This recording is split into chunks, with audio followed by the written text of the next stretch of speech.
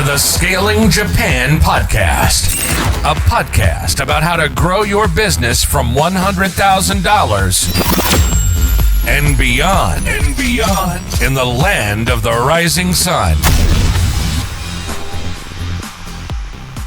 Welcome to the Scaling Japan podcast.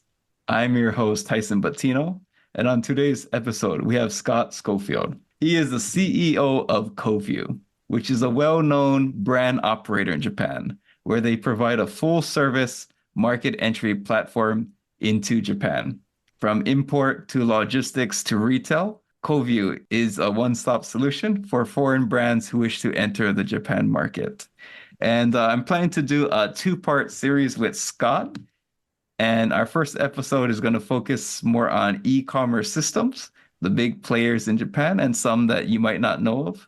And the second episode will focus on other aspects like setting up shop and, what happens after someone actually clicks buy on the website. But we're very lucky to have Scott, and he has done very well in Japan. And one other thing is we have done another episode on e-commerce with Arisa Chelsea Ueno, who was the first employee of Shopify Japan. And in that one, we talked more about the website creation, photos, videos, copywriting. But in today's episode, we'll really go really deep into the big players and also more into the DIY software. But it's great to have you, Scott. And could you please introduce yourself? Well, thank you for having me. Yes, as you mentioned, I am the CEO of COVUE. We kind of feature ourselves as a brand operator. We do cover a true end-to-end market entry solution. So as you said, it's everything from compliance through marketing and e-commerce and logistics and retailing, and then all the way back into customer care, repair, and actually installation. So we're not just focused on consumer goods, but we spread across medical devices and the pharma market, industrial safety, and then into consumer goods as well. So thank you for having me. And for all this, there's not too many people in Japan where they actually provide a full service market entry or a brand operator, at least on the foreigner side. On the Japanese side, you might have to go with one of the shoshas, probably. With the foreigner side, there's not many people who can say that claim. I would agree with you there. Yes. Cool. And yes, I think the first topic, so there's Rakuten, Amazon, Yahoo Shopping. We've heard of these platforms, but I really want to dive deep. So I think first off, maybe we could go a little bit into Rakuten. Please tell us about Rakuten. Yeah, sure. So obviously, Rakuten is the Japan e-commerce platform. They're the first ones here. They're the first to develop out. I think it was late 1997 when Mikitani originally introduced the company. It's obviously evolved over the years. And from a market standpoint or a revenue standpoint, it runs around 1.9 trillion annually. Those are 2022 numbers. And they have a lot of other programs behind them. So that website or that shopping site is an interesting one in the fact that they also have a mobile and they have a payment system and they have a loyalty point program, which if anyone follows anything in Japan, understands that consumers love loyalty points. So Rakuten has been the granddaddy in this industry for quite some time until obviously Amazon Japan entering the market space. So if you look at the demographics, they tend to be a little bit older in their mid 40s as their core base. There is a loyalty, as I said, based on that point system that they promote. They do have another sub-core base, which is a female young under 30s, and that has to be focused on categories in the area of beauty and fashion. But overall, the most popular categories for Rakuten are going to be basic consumer goods and electronics. I would say that they are currently in a crossroads of understanding how they're going to compete in this market space. So their evolution has never included outside sellers. And throughout the course of, let's say, 2020, they started looking at how are they going to have outside sellers coming into this market space.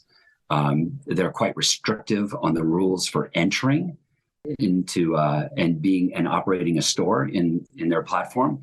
but they are, they have a very large following. They have a very well-known brand, and they do quite well. They're just in a crossroads now of how they're going to develop and compete in the market space.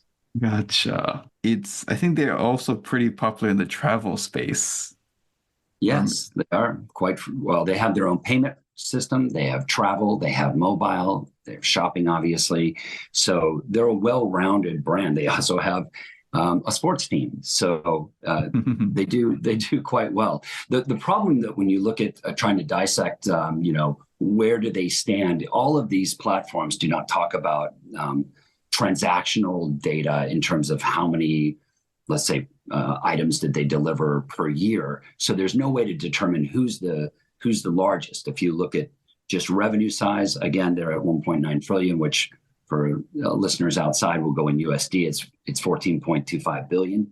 It's quite a large market, but that is Rakuten as a group, not as the shopping platform itself. And they have a credit card. They have banking. Rakuten Bank, credit card systems. All of these are integrated, by the way. So there's a big, strong use, including their mobile device and their apps, to be able to really make revenue on every touch point of the consumer's journey through their relationship with them. So it's a very good model, and it seems to work quite well. I think there's still some jury out on the mobile data and how successful, or the mobile system on how well that will do, and cost them quite a bit of money to develop. Yeah, there's no argument that if you're in this space, you look at them and they're here. I think it's a very challenging competitor when you're going to go up against them. Yeah, and I think they're probably able to get a lot of users because they can just funnel people into. I mean, once you have your Rakuten account, like I created one for shopping because whenever I wanted to find a Rokon that was this not for tourists, correct, I'll go to Rakuten.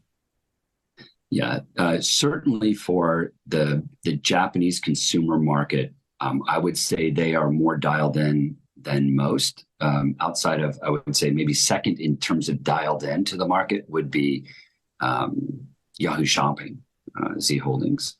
But in terms of knowing the consumer, that's another thing that's interesting. I mean, as a user or as a store owner, something that you get out of being that owner of a store is granularity on who your customer is, where they're coming from. Did they come in from? How did they come into your store? From what apps? From what journey did they take? And what referral process did they get? And then you know a lot about that consumer. You know their gender. You know their age. You know their loyalty point status. So it's very interesting. If you're a shop owner or a brand owner operating a shop in Rakuten, you have more data than any other platform that I know of, even globally, in terms of what you can get out of understanding your consumer. Oh, that's really interesting. Yeah. So I think that's one of the big advantages. First time for me to hear that. But on the other side, I've heard it's actually quite challenging to set up an account sometimes. Could you tell us a little bit more about that? Sure. Well, I think that still remains. So not only is it challenging, it's extremely costly to open an account. The barrier to entry is much higher than, let's say, a comparison to an Amazon Japan of creating an account.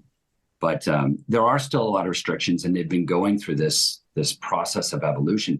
If you just go back, pre-2020, there was virtually no outsiders, outside brands operating from the outside and selling successfully in Rakuten. And you had to have a company, you had to have an established footprint. There were a lot of compliance regulations.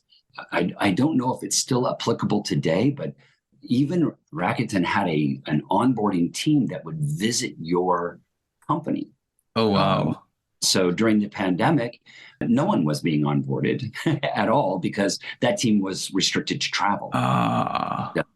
And they rolled it out in phases as well. It had 7 countries were permitted to open them. Examples would be like Singapore and UK, the US, but a lot of other companies or countries were restricted, and they had to use partners that were operating in Japan.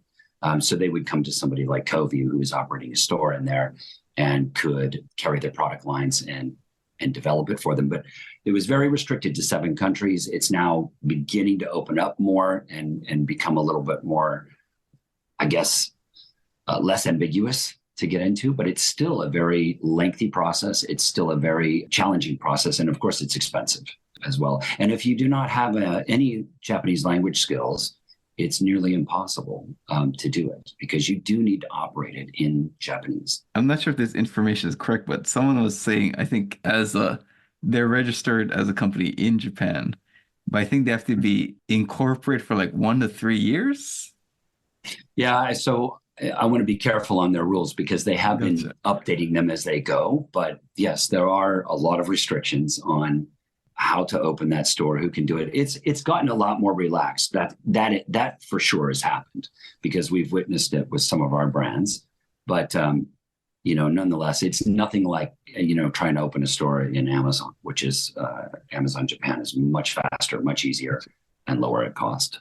So, but the benefit to Rakuten is the fact that you have all of those channels to drive shoppers into your store that based out of their group. Their targeted advertising is extremely good. As I mentioned, that consumer data granularity helps you be able to target better. So I would say it's I was looking back at the success of our clients that are in Rakuten today, and is there one that stands out as a success story? I think just overall they're successful if they prepared to enter it. You need capital. You need to be well-funded and prepared to come in. Advertising is a must because the Rakuten model is a pay-to-play model. And if you're not going to do it, there's no low-hanging fruit to gather from the shopper experience or being discovered on the search. It's a good model. It's a good site. It drives traffic. You are successful if you follow the model correctly and you advertise and you go after it.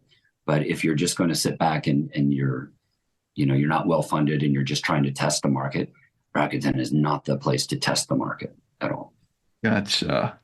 No, thanks for covering, I guess, kind of the pros and cons and who Rakuten might be, let's say, a good starting point for. So, for a good starting point, Rakuten, we always advise our clients that they parallel, especially if they're outside and depending on their budget, and their demographic, obviously, their target consumer. But, if you're just coming in to test the market, there are other channels to do that. When you're an established brand and you're ready to go and you've localized, including your packaging, it's a good marketplace to come into and really scale your brand rather than, begin to start. I'll probably ask later, like how the three, the big, how they compare, but I think I'll probably ask later, in terms of maybe like purchase order sizes.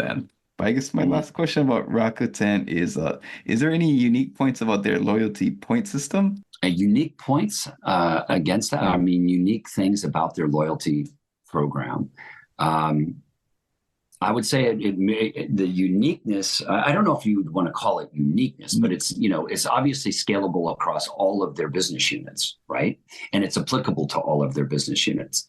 So you're earning those points everywhere, and you're using those points in every touch point within their business units. So I don't know if that would be considered uniqueness because you could find that across many business models here in Japan. Loyalty points are a part of life here, and they are. I recall myself first coming in to Japan, and I did not really comprehend the loyalty point system, right?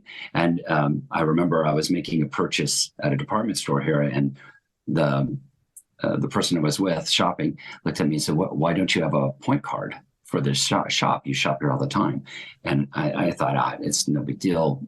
The markets I came from, they're not really usable. They're not really applicable. It's not that great. But after realizing that, it really, if you're going to make the purchase anyway, you might as well get the points. And I too fell into the trap of not the trap, but the enjoyment of the loyalty point side of it. And it does work. It does drive loyalty. If you're shopping and banking in Rakuten, you're going to continue to do so because that you're building points in there, especially on your banking side of it. and you're being able to use them. And I think that's probably the differentiator between everyone else, is that they do have this. So is it unique? No, it's unique only to their competitors in the space. But in Japan, it is not unique, and there's quite a bit of it. Yeah, like to follow on that thread you're making, like you can use your Rakuten point card at McDonald's.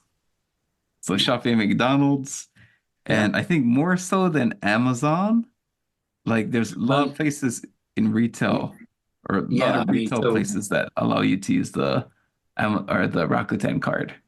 correct. And that's driven out of their, out of their banking and their credit card payment system, right? It's not driven out of the shop or the platform, the shopping platform. It's driven from banking. And, wherever you're getting, swiping a credit card, they're very aggressive, right? In adding in partners. And because they understand their clients, their consumers, they understand where to focus in on. So if you happen to see them in a retailer, it's not by accident. They know that their clients are either eating or shopping in this location, and it would make sense to partner in and build off the loyalty program with the points. And it's also to the benefit of the retailer. Yeah. I've seen cases where my wife would say, I can use my Rakuten point card there. Yeah. It's like, okay, like, sure, we'll go there. There's more reasons than just that, but it's interesting, right? You say that, but that's and I would say that's very, very. I don't want to say that I think men probably don't think so much about this, right? But remember, the largest transactional base of consumption is the female shopper, and they think highly of the points, and it seems to drive a lot of the decision making. It's and that's for the listeners, it's actually very true. I would say one of the things my wife doesn't like about me is that I don't care to use the point card. It's like I'll buy you something and I didn't take the point card. And she's like, "Why did you go then?" It's like, well, I wanted shampoo right now. I wasn't gonna walk back 10 minutes just to get the card. Yeah, I think for the listeners, they also have to understand that Japan is still a little bit back in time, and cards are still issued rather than apps. I mean, there has been a transformation recently into point cards into apps. Obviously, Rakuten is an app, right, with their point card.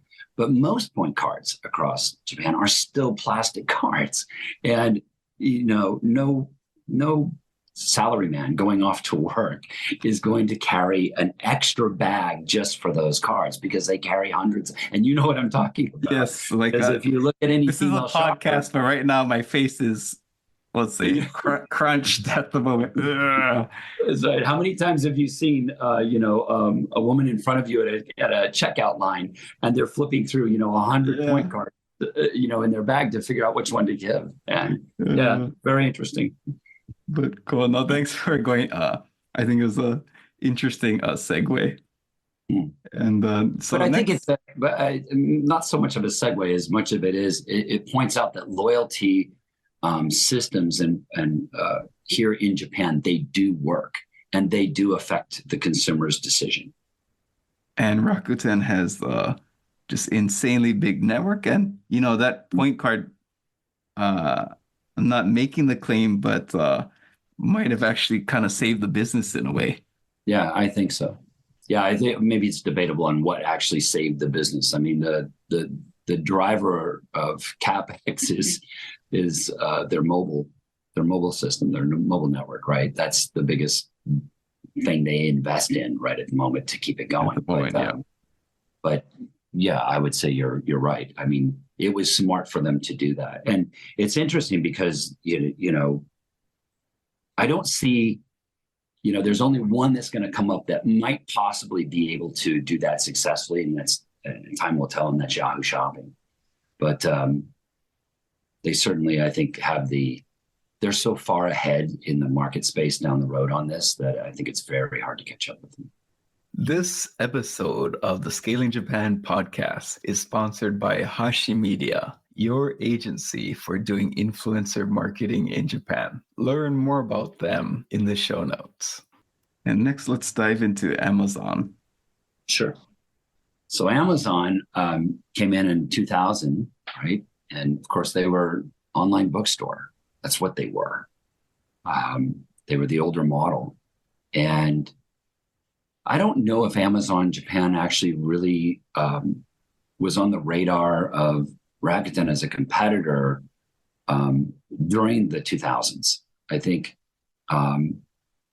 it wasn't really until 2010 that Amazon Japan really started gaining a lot of traction in the market space. A lot of that has to do with Prime, and they're obviously, from a demographic standpoint, they're kind of more Gen Z millennial, and they're they're going to be middle class to upper middle class because you're paying a monthly subscription to enjoy the free delivery and the Prime services that are behind it. But then from a product standpoint, you're going to see a lot more international products available across their platform. So broader international products and sellers, and then that user. I'm not so sure. When you look at how they're competing, I think it's difficult for them to get the younger market just because of the cost behind it. And we've done some testing in that to see if they will use it by issuing Amazon cards to various younger groups, and they have a tendency to shy away from it in that regard. But nonetheless, 2010, they really made some progress. I think 2015, they had a lot of growth, and they were about halfway behind in terms of revenue with Rakuten. I think 2020 was another turning point. It's interesting that I don't want to coin it as a pandemic was a turning point but it was a big turning point for a lot of things in Japan in terms of e-commerce. And Amazon was very smart in terms of developing their global selling teams and really pushing and driving other sellers, other brands from around their global platforms into the Japanese market. And so with that, they expanded quite quickly, and their distribution network, I think, is very, very good, exceptionally good. And they've been doing nothing but adding to that to ensure that even in rural markets where you might see that Rakuten has a little bit difficulty in getting the price, it'll get there, but will it get there as fast as Amazon? Maybe not so much. Amazon's distribution is very good. Even into the rural market side of it. So 2020 was kind of a major defining point. I think somewhere between that and 2022, it's debatable on who's larger. As I said, you look at them in revenue size, they're 3.2 trillion, which is, for the listeners in USD, is 24 billion. So, that's 10 billion larger than Rakuten, but that's for, again, as a group in all of their services across that. And I think there's going to be a large percentage of that is going to be driven out of subscriptions. So we'll never know unless they want to turn over the proprietary data of transactionally, how is it? I noticed that it was a few years back that there was a kind of a coy news release that they said they surpassed Rakuten in clicks or views. But you notice that didn't say sales. Mm-hmm. So I think they traded off. They're battling to be the dominant player in this space, and they're trying to define themselves differently. It doesn't seem like Amazon is trying to chase after Rakuten's model. They're building their own model and following it, and they're staying in their market niche. And what's defining as a consumer is probably the delivery. On free delivery, but do you want to pay the price for that? And then again, that defines their client base. So the client base has got to be able to pay that Prime fee every month or every year, depending on your billing, and use it. So yeah, they're very interesting. And in terms of like barrier to entry, if you're a foreign company and you want to come into this market space, they are the lowest barrier to entry, and probably the fastest to market from point of startup to getting onto the market side of it. The nice thing about it is that you can operate it in your home country language, which is good. I think a lot of the store operators, though, they really do not understand the importance of localization. So I think, you chuckle, but I mean, for outside listeners, who say, "Don't worry, we've got somebody who can do that." I know somebody who speaks Japanese, that's living in London or whatever, it can do this, or we're going to use some AI. I can tell you that, AI isn't there yet. And, the question you want to ask is not whether or not that your friend that you're going to tap can speak Japanese, but, the language is a very complex and dynamic language. It's different how a 20-year-old is going to write or say something versus a 40-year-old or a 50-year-old. And localization takes somebody in Japan who does it and does it right and understands the market, the target consumer, and how you're going to localize those listings. So I think we saw a lot of struggle with Amazon itself trying to convince its sellers to come into the market space. They're letting them use AI to translate their listings, but the listings were not really generating a lot of sales. If you get on the platform, there's still a lot of lack of localization within that. So it's great that you can come into the market space, but again, if you're not prepared to spend some money or the time and effort, if you can write Japanese and you understand Amazon listings, then you need to spend that time in that localization and building it. When I make purchases on Amazon in Japan, one thing I look at is dealing with customer support going to be a pain in the butt? And you can immediately tell just based on the localization. Yeah. Like, I don't want to do this. Company is cheaper, but because I'm spending maybe like more than 10,000 yen, I'm spending like 20,000 yen, 30,000 yen. Would I actually want to deal with this type of company for that purchase price? And usually I would be willing to pay 1,000 yen more, 2,000 yen more, just to feel at ease. It's a very good point. So, from our standpoint, in our compliance side, we're very Swiss neutral. In our agencies that are operating, whether it be the e-commerce agencies or marketing agencies, we're not as Swiss neutral in that regard, but we look at, what works and what doesn't work. And I think, you talk about support. Support is a much bigger picture in Japan than I think most foreign brands and sellers understand. It's at the very core of the culture. And it comes out if you've ever visited a retail shop and understood how you're treated at that retail shop as a VIP guest with utmost respect. The product is perfect when you receive it. There are no scratches on the boxes. It's a perfect package. And as we all know, that Japan is not that eco-friendly on packaging. I mean, you can literally dial through, a box, a bag, another package, another box before you get to your product. So this starts early in the culture and is ingrained in society here about customer support. And then you have someone like your example, when you're looking at a localized listing and you're saying, the Japanese is just off on this. The vibe I'm getting is that it's going to be a pain if there's a problem. And by the way, that usually proves to be somewhat true. I think Amazon has done a better job at trying to reduce that.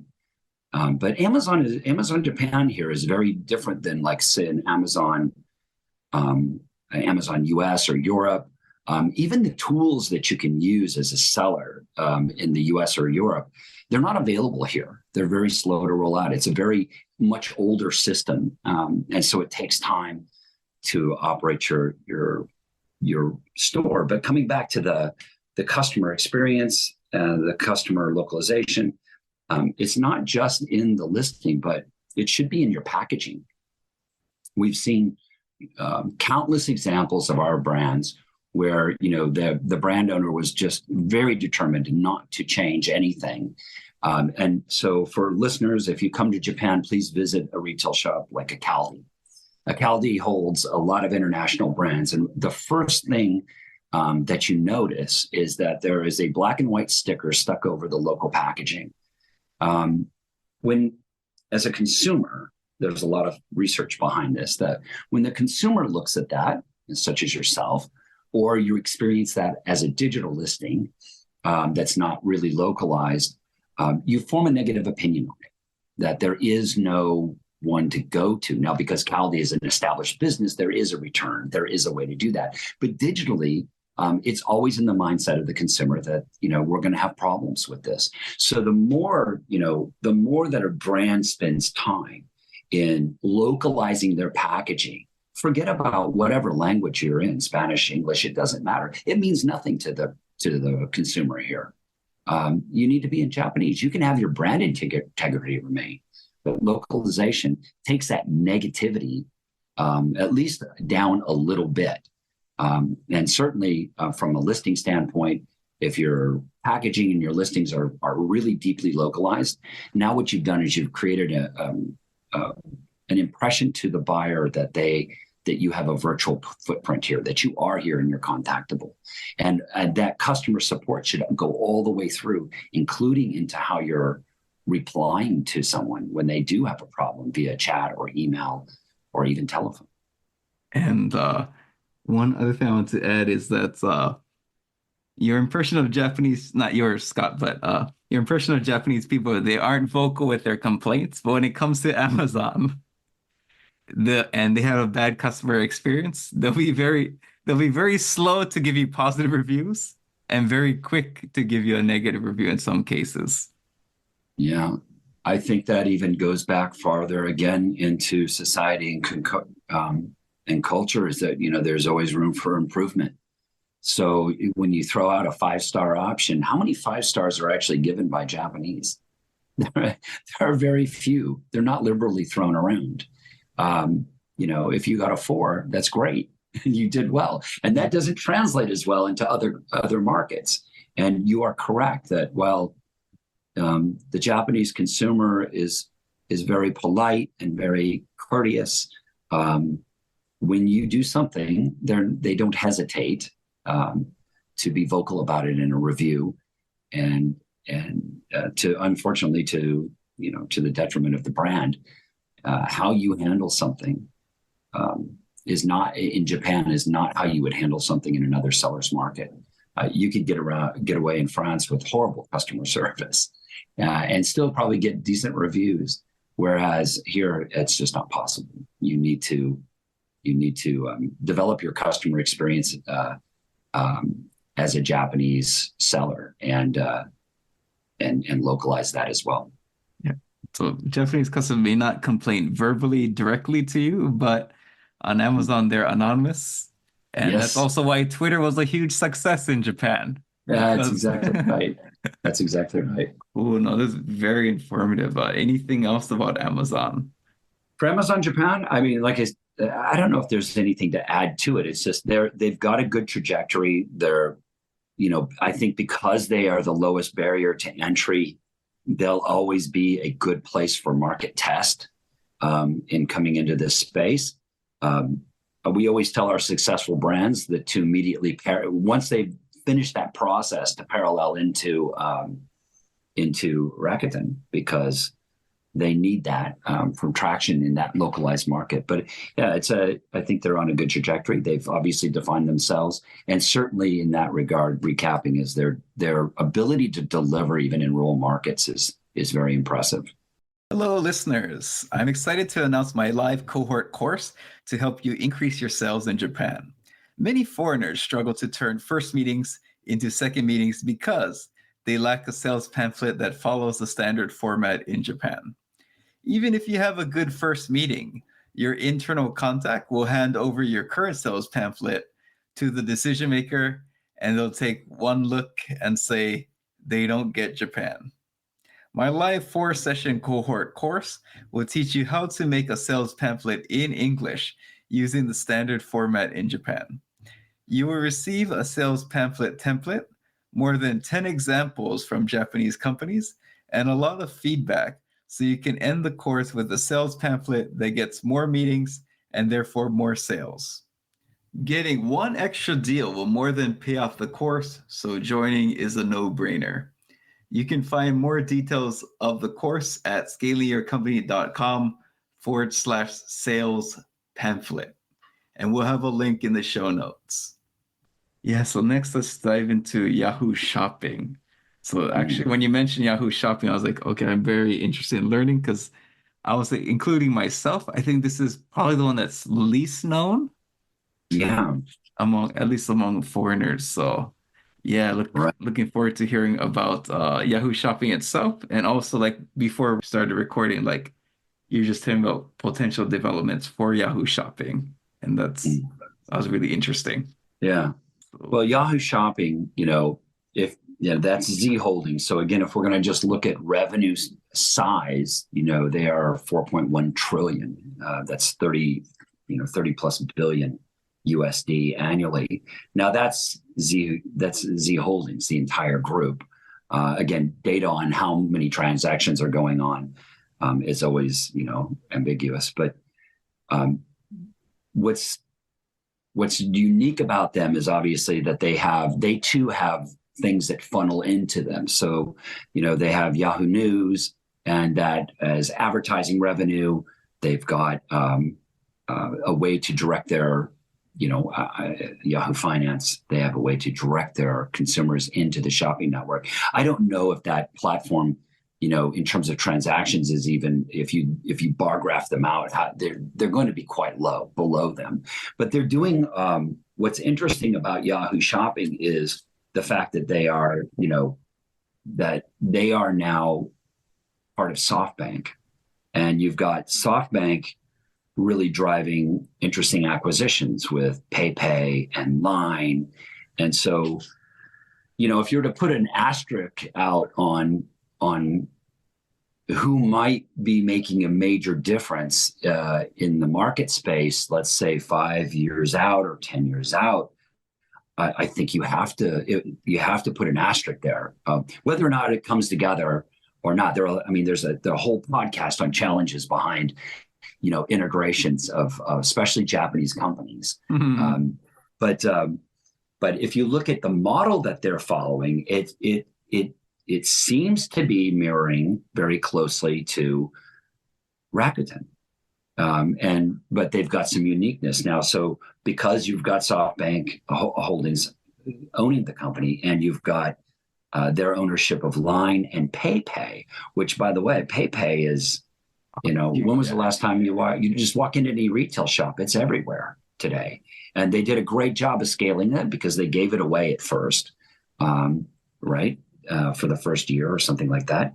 But what they've managed to keep in terms of of clients is quite impressive. So I foresee, if you put that asterisk out there, what do you see in the future? You see something very similar to a Rakuten model where I see, you have line points, which are loyalty points, and you have, you have PayPay, which is a payment system, payment processing. It is in a large group of retailers across the country.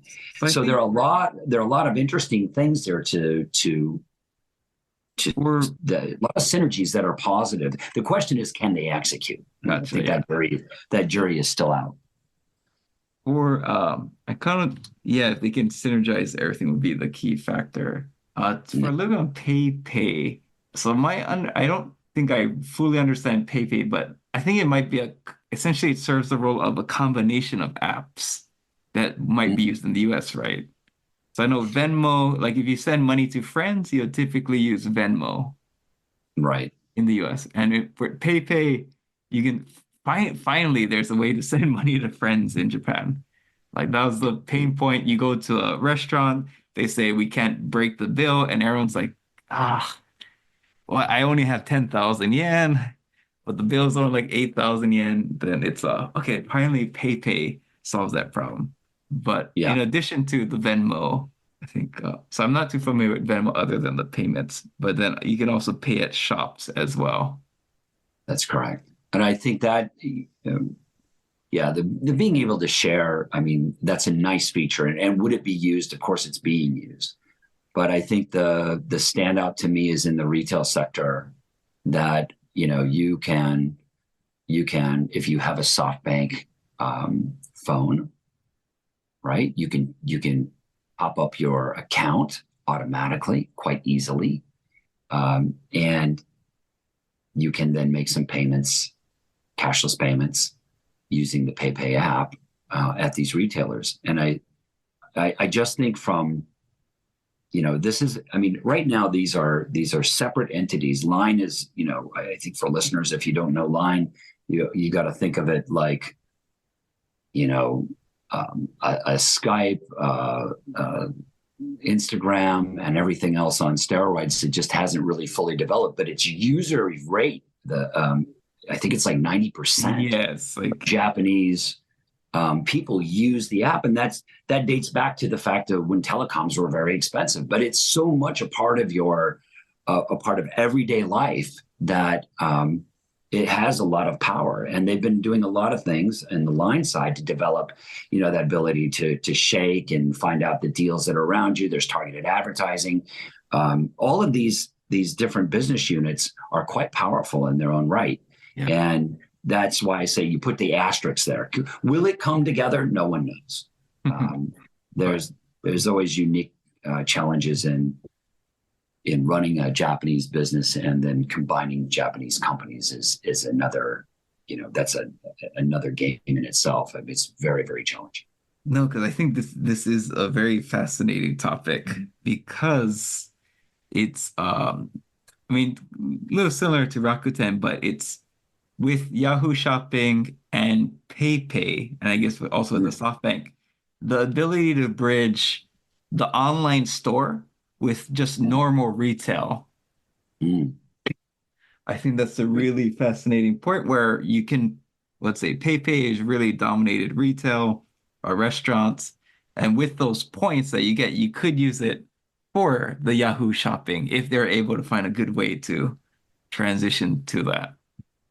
Correct. And I guess for listeners to understand SoftBank, you have to understand that they own the largest convenience store chain, Seven and I.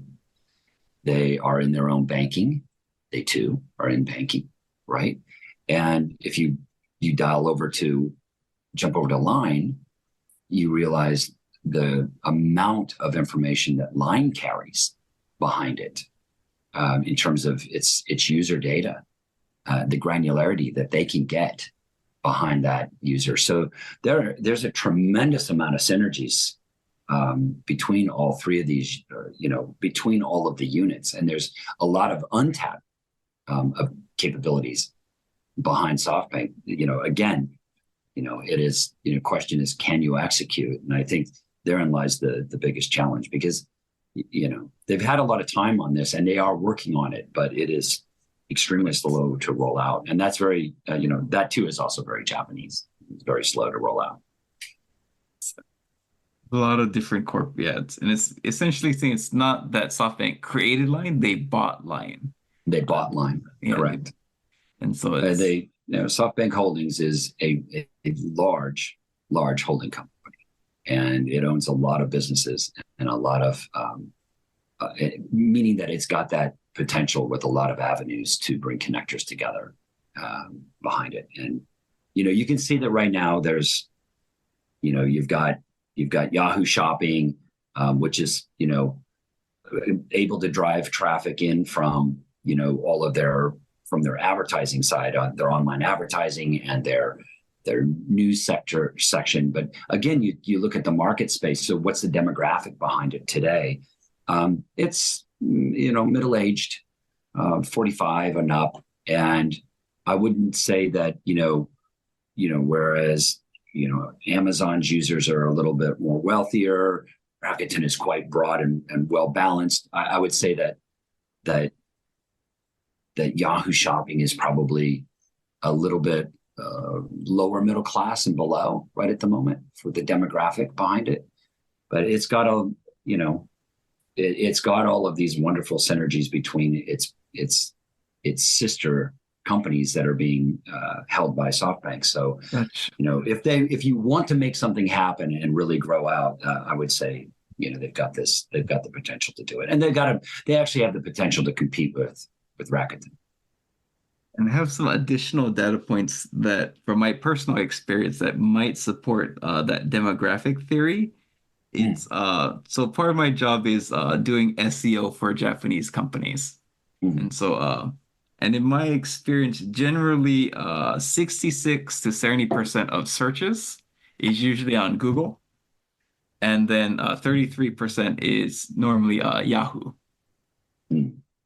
Just based on personal experience. But one other insight I picked up on, because I help companies throughout Japan, is that the usage of Google is higher in Tokyo than other parts of Japan. Well, that would make sense, because it is the biggest international city in Japan, right? And but this would be for people looking for something in Japanese. And so but yeah, so I mean there's more searches, let's say international, and that could also relate to that demographics. But like in Osaka, I would say stronger than it is in, let's say, Tokyo. And so that's another interesting, with Yahoo Shopping, they also have 33% of search volume. Yeah. And like when you think about the US and other countries, Yahoo is pretty much non-existent. Correct. But I find that another strategy with clients is we try to get Google reviews. And one of the biggest challenge we get to Google reviews is that people don't have a Google account, they have a Yahoo account. Correct. So that is, and usually the target demographic they're trying to get is women in their late 30s, but I'll say, like you mentioned, is 40s and 50s. Yeah. My comment being an international city and the users was no more so not about whether you're searching in English or whatever or Japanese, is the fact that it is a more international city and it's the hub for most of the foreign companies that are operating out there. So, I think adoption was a lot easier in Tokyo than it was in Osaka, because Osaka is a very local market. It's a very Japanese city when you come here. So that was my only point to the fact that there's a higher user rate or adoption rate with Google in Tokyo. But it is interesting that Yahoo's at 33%, and you go anywhere else in the world and you go, what? And I think it's quite surprising. You're correct when you see, I mean, I get a lot of email from people with Yahoo accounts, and it still exists. It's still here. There's a loyalty behind it. There's a comfort behind it. If you look at that search page, it is uniquely Japanese. It is not like Google at all. It's busy. It's local. And there's a familiarity behind that, right? Especially with the demographic market that it's targeting. And we'll see if they could apply it to Yahoo Shopping. But I think one other interesting point to add to this was that Yahoo being the asterisk mark is so I mean everybody knows Google Maps and Google reviews and finding a restaurant through Google. Yeah. Yahoo actually has something called Yahoo Local. And I think they did a rebranding in 2023. I've gotten my clients to use it. It is, I was going to say a very strong word, but I'll say it's pretty much worthless.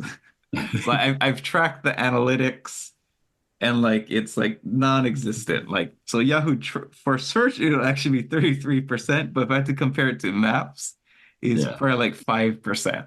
Mm-hmm. And Yeah. so the only reason we keep it is because with Japanese staff, if a customer says no, like I can't do a review, like they Mm. get demotivated and like they start like protesting, like I don't want to get customers are going to say no. So like I've been telling my clients like just create the Yahoo account and it is worthless, but it's worthless in terms of marketing, but it's great in terms of motivating your Japanese staff. You need to get yeses, so they'll get you the Google reviews eventually. So, but Yeah. that's just my so that's kind of yeah, I thought an interesting point to add to the Yahoo being the let's say the dark horse. Mm. I think Japan in itself is in a reflection point of moving forward, right? And looking back at, uh, if you look at the workflow or the view flow or the user flow of websites here, they're clunky. And that's unfortunately from my Western opinion of it. But if you look at what's working now and what's becoming more acceptable and adopted are cleaner websites that flow better like a Western style. So look at Google's landing page. It's nice and clean. It's easy. You know what to do. Yahoo's is not. It's busy. But it's at this transition period. The consumer is, and I think there's a big, from everything from government initiatives to digitalize to push into creating more foreign workers or to just kind of come out of its 30 years almost 30 year stagflation, stagnant economy. It's at all of these different points, and you see these outside brands coming in, and they're finding their way in the market space, and that's interesting when you look at Rakuten has this unique model, and they're very Japanese, but it's quite clean and easy to use. It's not the best, but it's still better than a lot of the stuff in the back, or certainly better than Yahoo Shopping. And then if you look at Amazon and its model and the way it's moving forward, it too is, kind of bringing everybody forward into cleaner, easier, more user-friendly products and services. So it'll just be interesting. Japan's really at a real interesting point in its history of moving forward, and a lot of people are, they overhype it or they oversell what's happening. It's still slow, but for the first time, you can actually really see the changes that are going on. Yeah, it is happening. For Yahoo Shopping, is it pretty easy to create an account there? I think I would say you're following more in line with like Rakuten, but Gotcha. it is easier. Certainly, cost wise, is nothing like Rakuten. Rakuten is going to be the highest cost to entry into this market space, but it's what I would say to someone is really check out your product category code and where you're going with it, right? So probably if you're dealing with like, lower cost product lines, maybe lower cost electronics, some fashion, that might be the right category codes for Yahoo Shopping right at the moment because of its demographics and what they're doing. Every market space kind of has its, obviously you can buy anything and everything from them, but the question is, what is, who is the consumer on this side, on this platform, and what are they really spending on and stuff? And so, like I was saying, like if you look at, with Rakuten, you look at that one demographic, but it's got a sub demographic behind it, which is female, and it's young females buying, beauty and fashion on it. So I would not go in there if you have like a luxury product or a mid market product. It's probably not the place to be. Cool. No, thank you very much. There's actually a thing we've already gone about like an hour, and there's still a lot to cover. So I think probably we'll have to do maybe even a third recording, possibly. Cool. No, it's great to have you on, Scott, and this is an awesome episode. Yeah, nice to be with you.